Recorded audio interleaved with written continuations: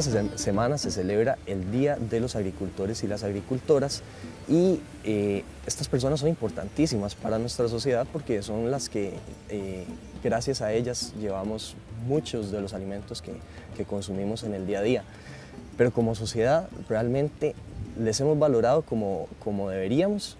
Bueno, ellos hasta para trabajar y vivir han tenido muchos problemas y muchos conflictos y precisamente la Asociación Voces Nuestras desarrolló una investigación sobre los conflictos por la tenencia de la tierra, en particular en la zona sur. Para hablar de esto tenemos a Fabiola Pomareda, quien es comunicadora, parte de la investigación. ¿Cómo estás, Fabiola? Hola José, saludo a todas las personas que nos están viendo. Y también tenemos a José Pablo Hernández. José Pablo fue el investigador de este trabajo. ¿Cómo está, José Pablo? Hola José, muy bien, ¿y usted? Bien, gracias. Muchas gracias por acompañarnos, por venir desde tan lejos. Sabemos que ahora estás viviendo en Guanacaste incluso, pero te agradecemos el haber venido. José Pablo, cuéntenos por qué es un problema histórico que estas comunidades campesinas, de agricultores y agricultoras, indígenas, hayan tenido tanto problema por el acceso a la tierra. Bueno, José, para analizar este tema tenemos que tomar en cuenta que es un problema a nivel nacional. El día de hoy vamos a concentrarnos en lo que es la zona sur. Es un problema, como usted bien dice, histórico, que intervienen diferentes factores. Interviene lo que es el modelo de desarrollo económico que tenemos, que es el capitalista. Tenemos también lo que es el patriarcado y lo que es la colonia, el colonialismo, ¿no? En el caso de la zona sur hay que remontarse al menos al siglo XVII para comprender que los padres franciscanos fueron los que llegaron donde estaban los pueblos originarios para lo que fue el proceso de conquista y colonización, ¿verdad?, de estas tierras. Luego en el siglo XVIII tenemos lo que fue un poco la migración de algunos de los pueblos bribris de la cordillera de Talamanca hacia la zona sur. Por eso también hay presencia de bribris y vamos a ver que también forman parte de las luchas que analizaremos hoy. Y también tenemos en el siglo XIX lo que es también la migración de la meseta central, ¿verdad?, de campesinos hacia estas zonas. Ya en el siglo XX se conoce como el periodo del repliegue de las comunidades indígenas, donde en la primera mitad del siglo XX tuvimos lo que es la compra y venta de las tierras, y en el segundo periodo del siglo XX, para acá de 1950, lo que es más el proceso de descampenización ya de estas zonas, de estos territorios, y donde tiene un papel clave lo que es la llegada de Pindeco, ¿verdad?, que es una subsidiaria de esta empresa del monte, con su modelo de desarrollo principalmente con el cultivo de la piña. Ok, tiene mucho que ver también esto del monocultivo, ¿verdad? Fabiola, en la zona sur, en los últimos años ha habido varias comunidades con muchos problemas, muchos conflictos por la tenencia de sus tierras. En Era Verde le hemos dado seguimiento a varias. ¿Cuáles son estas comunidades? Y es casual que en la zona sur sea una zona particularmente, digamos, con particular conflictividad al respecto. Bueno, lo que hemos visto desde la Asociación Voces Nuestras y con el trabajo que hacemos de acompañamiento a la Coordinadora de Lucha Sur-Sur, podríamos decir que son, en cuanto a territorios indígenas, son los territorios de Salitre, Cabagra y Térraba los que están enfrentando mayores conflictos, las personas que viven ahí, mayores conflictos por la tenencia de la tierra, pero también sabemos que en toda la región Brunca se dan estos conflictos porque es la región del país donde viven 6 de los 8 pueblos originarios. Okay. Entonces sabemos que también hay conflictos, como dice la investigación, en Quecoldi, en las partes bajas de Talamanca, que tal vez no están en lo que se conoce como, digamos, en el Cantón de Buenos Aires, pero son también zonas donde se dan. Y por otra parte, ya más al sur, en lo que son las fincas campesinas de Palmar Sur, Finca Changuina, Finca Térraba, todas estas zonas donde viven muchas familias campesinas, esas son las que se ha podido ver. Que si es casual, pues no, José Pablo hizo la introducción histórica, no es casual porque es una zona donde primero confluyen 3 identidades culturales, la indígena, la campesina y después entra el sistema capitalista, digamos, que se ha promovido. Y aparte, es una zona donde ha habido mucho impacto por la expansión piñera, es una zona donde estuvo la bananera durante muchísimos años, en la parte más hacia el cantón de Osa, y es una zona donde la expansión ganadera también ha hecho que las comunidades indígenas tengan que replegarse. Muy bien, vamos a seguir analizando respecto a estos conflictos, en particular en la zona sur. Por ahora vamos a ver unos videos extractos de entrevistas que realizaron la organización DITSO y la asociación Voces Nuestras, y también otro compilado sobre precisamente estos conflictos con personas campesinas, con personas de pueblos originarios. Vamos a ver un extracto y luego una pausa, ya casi volvemos con más de Era Verde.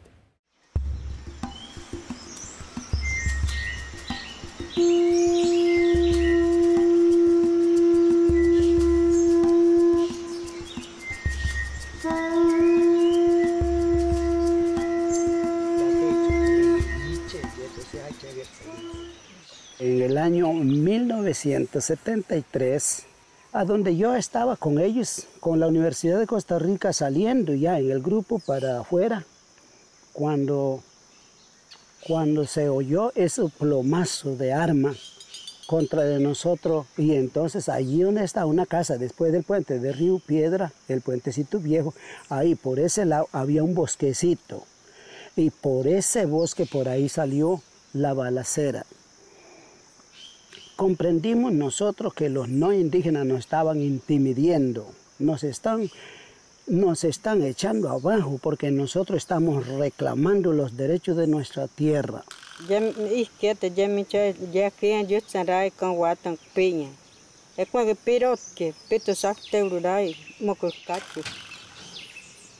Como mes mayo 31 de mayo vuelve a mocro general de un chisibayo país. Bueno, ella demanda de que allá en la finca donde ella vive, a la altura del tiempo, ella mira de que ya los no indígenas no tienen respeto, porque sacan los calibres, las armas para acriminar a él, a ella y sus nietos, y no hay ley, no hay quien lo respalde.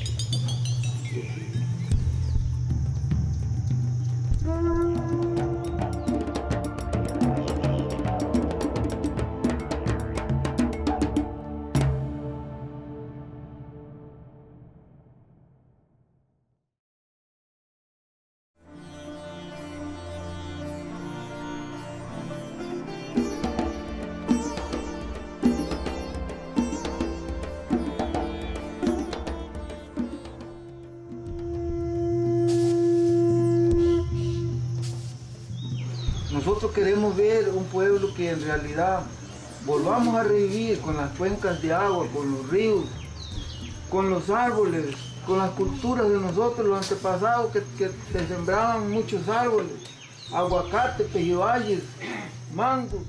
Nosotros los ancianos venimos viendo que se están perdiendo los territorios en manos de la gente no indígena. Se está perdiendo el primer valoroso que es el idioma, porque todo lo maestro es blanco, hablan el idioma, y no era de nosotros. Y estamos viendo hasta las culturas se está terminando hasta el bosque, se está terminando la naciente, se está terminando el recurso que existe. Bueno, voy ahí, saí en ser para cabagra, y yo me acuerdo, y diría Dios, techo, bueno, repito, es que me era ir me sobraba. Dice que ella estos ancianos se organizaron para defender nuestros derechos, defensa de las tierras dentro del territorio indígena. Entonces nosotros los ancianos estamos viendo a ver cómo podemos ayudarnos con las instituciones que hay, aprendiendo y oyendo ahorita de la área de Terraba, que ahí no hay asociación, bueno, en diferentes zonas indígenas no hay asociaciones, tal como en Salitre sí hay, pero allí se están nivelando la autonomía y el desarrollo. La idea es con diferentes territorios que estamos ahorita unidos como colectivos para volver a lograr los objetivos que llevamos. Por el contrario, si no era así, como en el colectivo, es muy difícil. Y la consulta sigue engañando a los gobiernos locales e instituciones, pero aquí no se vive. Por eso precisamente nosotros tratamos de cómo formar ancianos antepasados, estábamos, esa lucha ya la teníamos. No teníamos asociaciones, sino que es originario.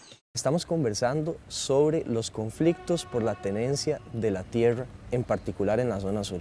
Bueno, este es un tema muy importante porque la tenencia de la tierra lo es todo, ¿verdad? O sea, es el trabajo, la vida, el techo de las personas bueno, en todo lado, pero estos conflictos se han dado en la zona sur.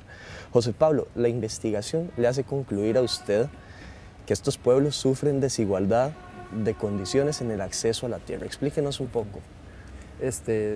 Sí, Josué, a partir de la información que yo recopilé con esta investigación, donde también tomé en cuenta los testimonios de las personas, los protagonistas de este proceso, pero también de algunas autoridades, de instituciones públicas, de algunos otros actores políticos, me hace llegar a mí a esa conclusión, ¿verdad? Eso es lo que reflejan los resultados que obtuve.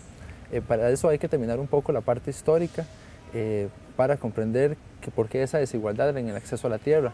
Como decía, tiene que ver con un modelo de desarrollo económico que tiene que ver también con lo que es la carretera interamericana. Esa carretera fue en el siglo XX, entre el 36 y por ahí el 61, que se estuvo construyendo. Esta carretera incluso pasa sobre algunos territorios indígenas como el Rey Curré y Terra, y significó también la llegada de otro paradigma de lo que debería ser el desarrollo de este territorio, como decía. Estas tierras han sido utilizadas principalmente recientemente para lo que es la producción de monocultivos, con una ampliación de los terrenos que utilizan estas empresas, como lo de la piña, la palma, la piña principalmente en Buenos Aires y la palma en el cantón de Osa. Ha sido un desarrollo bastante extensivo, que llega incluso a acorralar más esos territorios, tanto los territorios indígenas como las tierras disponibles para la producción campesina. Estas luchas de estas comunidades se han ido desarrollando en diferentes momentos, en diferentes tiempos, y han tenido que desarrollar diferentes tipos de estrategias. Pero la desigualdad se ve en gran parte en la medida en que son atacados tanto por poblaciones no indígenas y también algunas veces por las formas de operar del Estado. Entiendo, José Pablo. Fabiola, si a mí me llegaran a sacar de mi casa, supongo que yo me opondría, ¿verdad? ¿A quién le gustaría que le arrebataran la casa? Pero si además lo llegan a hacer, intentaría recuperarla. Me parece lo lógico. ¿Qué han hecho las comunidades? ¿Cuáles han sido las acciones que han hecho las personas a las que les han arrebatado las tierras en las que viven y en las que trabajan? Sí, creo que es importante mencionar que la usurpación de tierras por parte de personas no indígenas es algo que empieza en los 50, 60 en Costa Rica, porque estas personas llegan y por medio de trampas o engaños, ellos toman esas fincas y empiezan a trabajarlas de manera ilegítima. Las recuperaciones que nosotros, bueno, vemos que se empieza un proceso de recuperación más intensivo a partir del 2008, es porque estas personas, en el caso de los territorios indígenas, quieren hacer valer su derecho de autonomía en los territorios. Entonces, se calcula que desde el 2008, en lo que es Salitre, por ejemplo, se han recuperado 1.200 hectáreas de fincas y en Cabagra 1.950 y siguen las recuperaciones. Este año ya han habido 3 y es eso, es ese derecho que las familias tienen, es su lucha, ¿verdad? Fabiola, ¿en qué consiste esa recuperación? ¿Cómo recuperan una tierra? Primero, es una recuperación que para ellos y ellas es legítima y es una preparación que se da en comunidad, es una cosa muy organizada y son fincas que en muchos casos están sin usar, o sea, son tierras que están baldías, que no están siendo cultivadas, donde no hay animales, donde hay nacientes de agua, y tiene que ver también con su cosmogonía. Ellos y ellas se preparan para entrar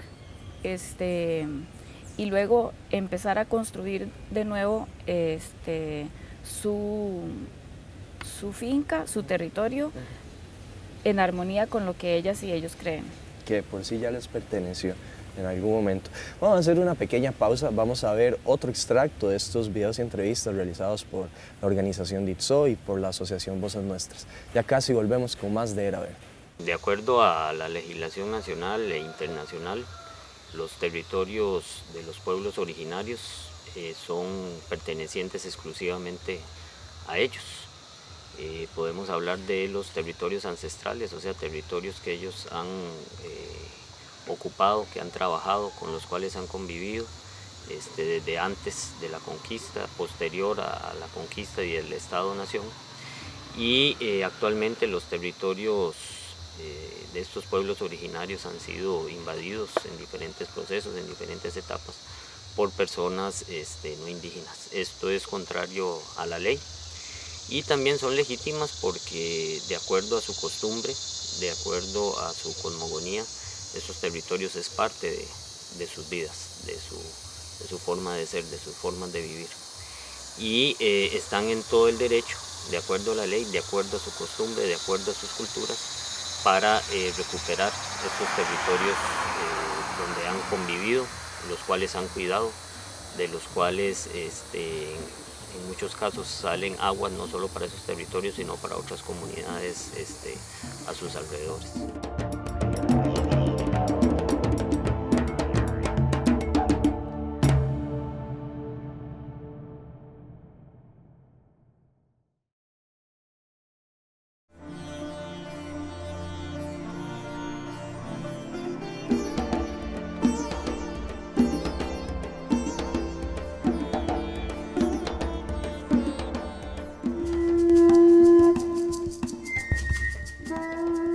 Ya mi choy, aquí un can watona, ya mi wura mi choy, aquí un can watona, ya mi choy, aquí un can watona. San yo tsara ya que can watan siku apaña, kakmo siku apaña, que no burbuaya que suena. Los antepasados, así como la madre y el padre, nunca negoció tierra, nuestra madre tierra. Cuando en esta era ella pudo descubrir que los hermanos se levantan a comerciar la tierra. Ese diría un tuambrida. Nunca, y que no pudo lograr obtener la tierra, habiendo asociación, habiendo otros, y no pudo obtener la tierra. Vete que un que besaban que sale un tupacama, te dije que no ya te que calle. Hasta el día de hoy, ella pesa, lamenta mucho, porque como mujer y grupo, ella está desafortunadamente desprivilegiada, no hay apoyo para ella. Ella está abandonada, sin tierra ya, sin apoyo, sin recursos, a dónde trabajar la tierra, a dónde producir la tierra. Ya no hay derecho.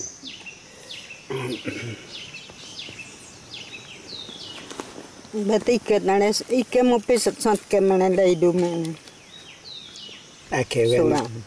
Entonces, hasta estas alturas, con el Consejo de los Adultos Mayores, ella cree que algún pedacito de nuestras tierras se puede lograr, pero algún día con la esperanza que con la organización del grupo indígena autóctono legítimo podrá recuperar las tierritas.